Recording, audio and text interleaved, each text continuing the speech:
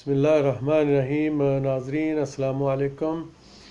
ناظرین، میں اپنے سب دوستوں سے ریکویسٹ کرنا چاہتا ہوں کہ اگر آپ لوگ مناسب سمجھیں کہ میری ویڈیو آپ لوگوں کو کوئی بہتر معلومات فراہم کرتی ہے اور میں آپ لوگوں کے لیے کوئی بہتر بات کر سکتا ہوں، تو پلیز میرے اس چینل کو سبسکرائب کیجئے اور بیل آئیکن کو بھی ضرور پریس کریں تاکہ جب بھی میں کوئی نئی ویڈیو نئی معلومات اپلوڈ کروں تو وہ آپ لوگوں تک پہنچ جائے۔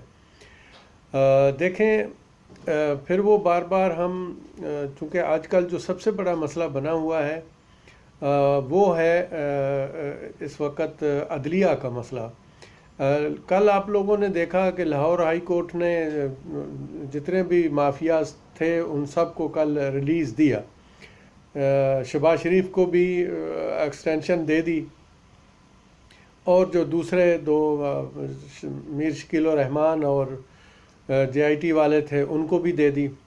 تو ان لوگوں کو چھوڑ بھی دیں گے، خیر وہ اتنا لمبا چوڑا مسئلہ نہیں ہے، کیونکہ یہاں پہ آ کے جو ہماری عدلیہ ہے اس کو بھی پریشانی ہو جاتی ہے۔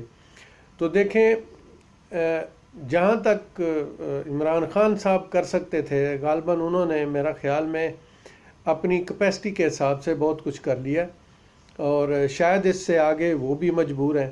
میں نے کل جب ویڈیو کی سپریم کورٹ کے چیف جسٹس گلزار احمد صاحب کے بارے میں بھی، تو میں نے ان سے بھی یہ ریکویسٹ کی، لیکن بعد میں مجھے خیال آیا کہ لگتا ہے کہ چونکہ چیف جسٹس صاحب بھی تو پاکستان کے اندر ہی رہتے ہیں، ان کی بھی اولاد ہوگی، ان کے بھی بچے ہوں گے، تو یہ ڈیفینیٹلی وہ بھی ڈرتے ہوں گے جیسے سب کے سب جو ہیں وہ حکومت جو ہے اس کے جتنے بھی ادارے ہیں سارے کے سارے مافیا سے ڈر رہے ہیں۔ جیسے جج ارشد ملک جو تھے ان کا جو رزلٹ نکلا، تو جس ملک کی عدلیہ کا یہ حال ہو تو وہاں پہ آپ کیا کریں گے، وہ ملک کیسے چلے گا؟ سید علی علیہ السلام کا قول ہے کہ انسان کفر کے ساتھ تو گزارا کر سکتا ہے لیکن ظلم اور بے انصافی کے ساتھ گزارا نہیں کر سکتا۔ تو یہ ظلم اور بے انصافی ایک ساتھ نہیں چل سکتی۔ تو دیکھیں، یہ جو سلسلہ ہے یہ ایک بڑا عجیب ہے۔ کسی ملک کے باقی ادارے چلے، پولیس کرپٹ ہوئی، سب سے پہلے پٹواری اور گردور کرپٹ ہوئے، تحصیلدار کرپٹ ہوئے، اس کو بھی تھوڑا برداشت کیا۔ اس کے بعد بھٹو صاحب آئے تو انہوں نے تعلیم اور جو ملک کی اقتصادی صورتحال تھی اس کا ستیہ ناش کیا، اس کو بھی برداشت کیا۔ اس کے بعد جو ہمارے انتظامی ادارے تھے جس میں پولیس کمشنر اور یہ تھے، جب وہ کرپٹ ہوئے تو ان کو بھی اس پہ بھی تھوڑے لوگ برداشت کرتے رہے، کیونکہ ایک چیز لوگوں کے پاس تھی اور وہ تھی عدلیہ۔ لیکن اب جب عدلیہ ہی اس نہج پر پہنچ چکی ہے تو بتائیں اب کہاں چلے جائیں؟ اب عمران خان صاحب جو کر سکتے تھے، جہاں تک کر سکتے تھے، جہاں تک ان کا زور چل سکتا تھا، ویسے تو انہوں نے اپنے طور پہ ابھی تک کوئی بھی نیا کیس اس مافیا کے اوپر نہیں ڈالا۔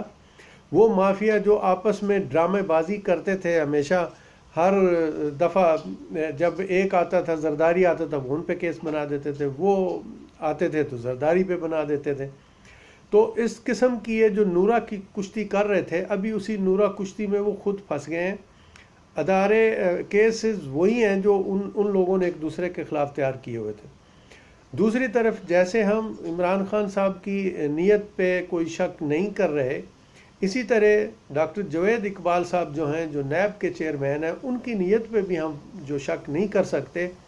اس کی وجہ سب سے بڑی یہ ہے کہ وہ ان کے لختے جگر ہیں جنہوں نے اس پاکستان کو مارد وجود میں لانے کے لیے بہت بڑی قربانیاں دیں اور پوری قوم کو اٹھایا، اور وہ قائد اعظم کے وہ مخلص ساتھی تھے جن کی محنت سے اللہ تعالیٰ نے اس پاکستان کے ٹکڑے کو ہمارے نصیب میں کیا۔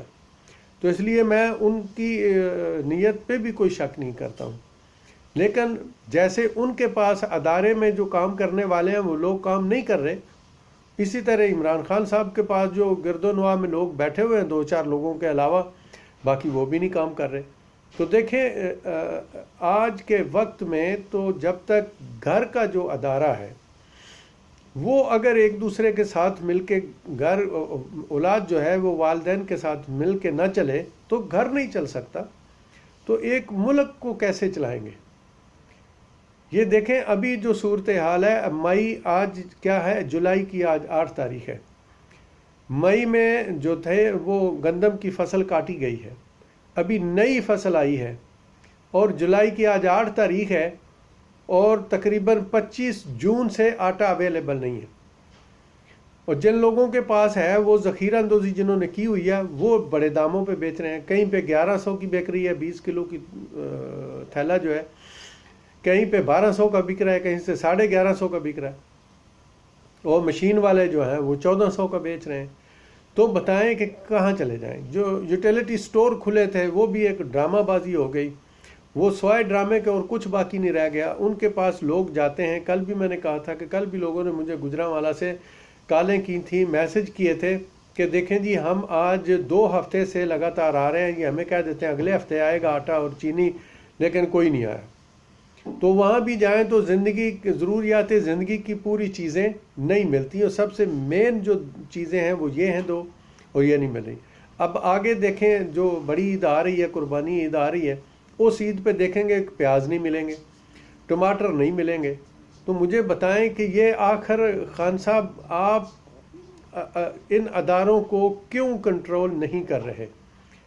دیکھیں لوگوں نے آپ کے ساتھ بہت بڑا صبر کیا ہوا ہے اور آپ کے ساتھ کھڑے ہیں، لیکن اس طرح سے نہیں چلے گا خان صاحب۔ ہم بھی آپ سے ریکویسٹ کرتے رہتے ہیں، بار بار کرتے رہتے ہیں، ہم آپ کو ایک ایماندار انسان سمجھتے ہیں اور آپ ریئلی ایک ایماندار شخص ہیں، ملک کے لیے بہتری چاہتے ہیں، لیکن بغیر ٹیم کے آپ نہیں کر سکتے۔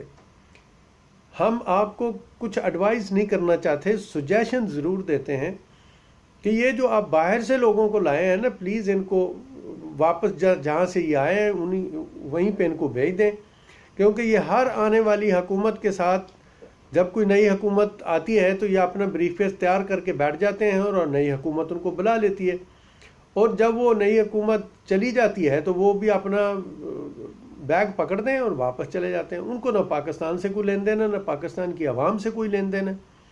یہی حفیظ شیخ صاحب تھے، جب ٹماٹر 100 روپے کلو بک رہے تھے تو وہ کہہ رہے تھے 17 روپے کلو بک رہے ہیں۔ تو اس طرح کے جو لوگ ہیں جن کو پاکستان کے بارے میں کوئی علم نہیں ہے، پلیز ان کو چھوڑ دیں۔ پاکستان کے اندر بڑی دنیا ہے جو بڑی کمپیٹنٹ ہے، ان میں سے لوگوں کو لیں۔ سب سے پہلے تو تربیت کی ضرورت ہے خان صاحب، جو میں بار بار اپنی ویڈیوز میں کہہ رہا ہوں کہ یہ کہ دیکھیں ابھی جو ٹائیگر فورس کا جو مسئلہ ہے، یہ ایک اچھی فورس ہے، اور بالکل جو آپ نے جس مقصد کے لیے بنائی ہے وہ مقصد ہمیں سمجھ میں آتا ہے۔ ایسی ہی ایک فورس تھی جس نے آج سے 29 سال پہلے جو ایک انقلاب برپا کیا تھا ایران کے اندر، ایسی ہی ایک فورس تھی جس نے یہ ساری رپورٹیں دی تھیں۔ تو یہ ایک اچھی چیز ہے، لیکن سب سے بڑی بات ہے کہ ان کو مخلص پاکستانی کیسے بنایا جائے، ان کو دین کی تعلیم کیسے دی جائے۔ آپ نے کوئی ان کی ٹریننگ کا کوئی سلسلہ بنایا؟ کوئی نہیں ہے۔ تو یہ کل کو یہ بھی مافیا بن جائیں گے، جہاں پولیس، پٹواری اور دوسرے ادارے جو ہیں، اگر وہ 10,000 رشوت لیتے ہیں تو 5,000 ان کے لیے بھی لینا پڑے گا، تو 10 کی بجائے 15,000 ہو جائے گی۔ یعنی پھر وہ فائدہ مطلب عوام کا کیا فائدہ ہوا؟ خان صاحب ہم آپ سے یہ بار بار ریکویسٹ کر رہے ہیں کہ جو بھی آپ کرنا چاہتے ہیں اس کا ایک طریقہ جو ہے وہ ایک تسلسل جو ہے وہ ضرور قائم رکھیں۔ ابھی عدالتوں کو کون پوچھے گا آپ کیا کریں گے، دوسرا کیا کرے گا، میں کیا کروں گا، وہ کیا کرے گا؟ دیکھو ابھی اس سے بڑا کچھ ظلم ہے کہ آغا افتخار الدین نے ٹھیک ہے غلط زبان استعمال کی ہے۔ غلط زبان استعمال کرنے پہ جو دفعہ لگتی ہے وہ لگنی چاہیے تھی۔ پہلے نمبر پر تو ایک دم سپریم کورٹ کو مطلب غصہ آ گیا، اور وہ بالکل ایک دم انصاف سے بھڑک اٹھے، اور انہوں نے فوری طور پر اس شخص کو گرفتار کر کے ان کے اوپر جو دہشت گردی کی دفعے ہیں وہ ساری کی ساری لگا دیں۔ کون سی دہشت گردی کی ہے اس بندے نے؟ کیا وہ کلاشن کو پکڑ کر قاضی فائز عیسیٰ کے گھر کے سامنے کھڑا ہو گیا تھا؟ تو ابھی پتہ نہیں قاضی فائز عیسیٰ صاحب اور ان کی اہلیہ ابھی کون سا نیا ڈرامہ کرنے والے ہیں۔ ابھی دیکھیں یہ ڈرامہ ہونے والا ہے، ابھی 1-2-4 دن میں اس کی جو میرا خیال میں جو ایپیسوڈ ہے اس ڈرامے کا چلنے والا ہے۔ 5 نوٹس جا چکے ہیں اور انہوں نے سب نوٹس لینے سے انکار کر دیا۔ تو جج صاحبان جو فوری سو موٹو لیتے ہیں، ہم ان سے ریکویسٹ کرتے ہیں کہ ایسے چیز پہ، ایسے کاموں پہ بھی نوٹس، جو سو موٹو نوٹس ہے وہ لے لیا کریں۔ یہ ہم کہیں گے کہ عوام کہے گی ہمارے ججز کو کہ سو موٹو کب لینا ہے؟ یہ بہت ہی افسوس کی بات ہے۔ وہ جو لوگ ادھر جو شہید ہوئے تھے، 6 سال گزر کے ان پہ سو موٹو نہیں لیا گیا۔ 250 لوگ جو کراچی میں کارخانے میں جلا دیے گئے، زندہ جلا دیے گئے، ان کی آپ دیکھ رہے ہیں کہ ان کی GIT رپورٹ جو ہے وہ چینج کر دی ہے۔ اس پہ سو موٹو ابھی تک تو نہیں لیا گیا، 2-3 دن سے 2 دن تو ہو گئے۔ آغا افتخار الدین صاحب کے لیے تو 24 گھنٹے میں نوٹس آ گیا تھا، سو موٹو نوٹس لے لیا تھا، لیکن سندھ کا یہ 250 والا جو انہوں نے جھوٹ کا ایک پلندہ دیا ہے، اس کے لیے سو موٹو نوٹس نہیں ہوا۔ شاید ہمارے جو سپریم کورٹ کے جج صاحبان ہیں وہ بھی یہ ڈرتے ہیں کہ امن و امان نہیں ہے۔ اس میں کوئی شک نہیں ہے کہ جب امن و امان کسی ملک میں نہیں ہوگا تو وہاں پہ کوئی بھی محفوظ نہیں ہوگا۔ یعنی امن و امان کی صورتحال پیدا ہوتی ہے انتظامیہ اور عدلیہ سے۔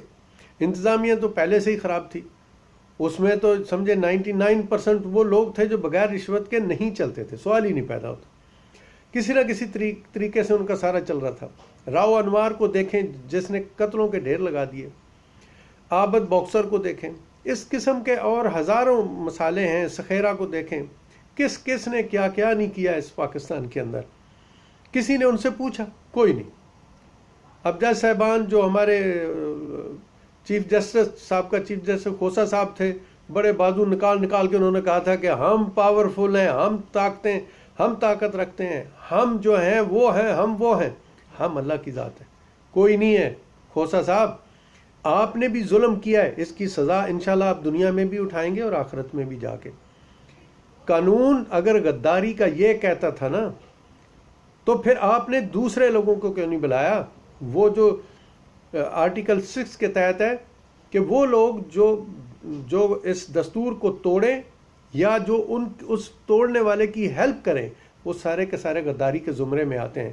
تو کیا آپ لوگوں نے کسی دوسرے شخص کو بلایا؟ نہیں۔ تو یہ بھی تو ظلم ہے نا۔ آپ نے کون سا انصاف کیا تھا؟ آپ نے اگر تھوڑا نون والوں کو کھینچا تو کیا پتا ان سے کیا کچھ لیا ہوگا، اللہ عالم۔ اب تو بالکل کانوں کو ہاتھ لگاتے ہیں ہم سب لوگ، ابھی سمجھ نہیں آ رہی کہ اب کس پہ اعتبار کیا جائے۔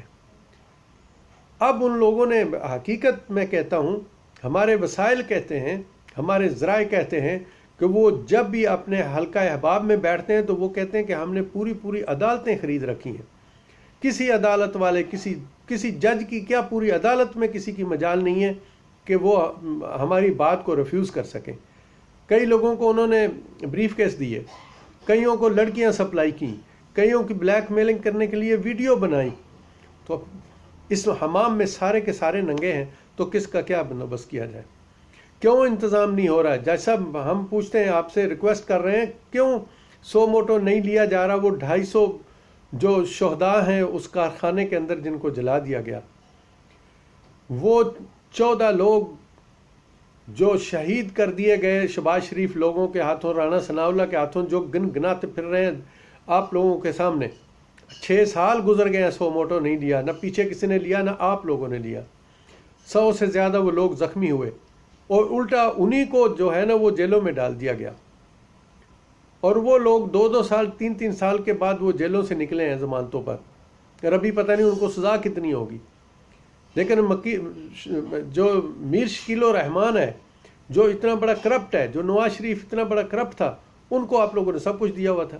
ابھی میر شکیل الرحمان اسی جگہ پہ لیٹا ہوا ہے۔ انصاف دینے والے اور انصاف کرنے والے، انصاف دلوانے والے، اب دونوں کے دونوں جو ہیں وہ اس روش پہ چل نکلے ہیں۔ اب کیا کریں، کس کے پاس جائیں؟ ایک ہی ہستی ہے اب بچ گئی، وہ ہے اللہ کی ذات۔